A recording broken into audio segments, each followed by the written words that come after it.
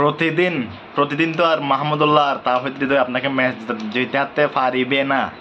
সাকিব আল হাসান, শান্তি রহমান, লিটন কুমার দাস, এরা যে বাংলাদেশকে শেষ কবে ম্যাচ জিতাইছিল বা জিতাইছে এগুলা কারোরই মনে নাই। সাকিব আল হাসান একটা 50 ফাইনে নাকি 609 দিন হয়েছে, টি স্পোর্টসে দেখলাম। গতকালকে বউ ছিল তার নিউ ইয়র্কের নাসাউ ক্রিকেট কাউন্টি গ্রাউন্ডে, বউ ছিল, বউয়ের সামনে তিনি 3 রান করে প্যাভিলিয়নে ফিরেছেন। ইন্ডিয়ার বীরেন্দ্র সেবক বলেছেন একটা ভালো কথা, বীরেন্দ্র সেবক অনেক সময় অনেক রকম কথাই বলেন, কিন্তু গতকালকে যে কথা না, গতকাল খেলার পর বলছে মানে সাকিবের লজ্জা হওয়া উচিত, এখনই এই ফরম্যাট থেকে অবসর নেওয়া দরকার। আসলে কথা তো ঠিক, তুমি যদি দলকে কিছু দিতে না পারো দিনের পর দিন, ম্যাচের পর ম্যাচ, তুমি দলে থাকবার যোগ্যতা কোথায় তোমার?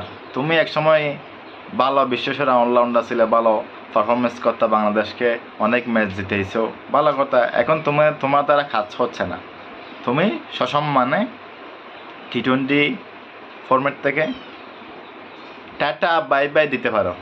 বাংলাদেশকে ডুবানোর কোনো দরকার না। তোমার একজন বিশ্বসেরা প্লেয়ার চলে যাবে, আর কত বিশ্বসেরা প্লেয়ার আসবে, এটাই হচ্ছে নিয়ম। কারোর জন্য কোনো কিছু থেমে থাকে না। আর নাজমুল হোসেন শান্ত, লিটন কুমার দাস, এরা ক্রিকেট খেলতেছে 10 বছর হয়ে গেছে, 8-10 বছর হয়ে গেছে। তারা এখনো কি দলকে ওই বাজা শট খেলে কীভাবে মাঠ থেকে আউট, কীভাবে যে তাড়াতাড়ি প্যাভিলিয়নে ফিরবে তাদের এই চিন্তা।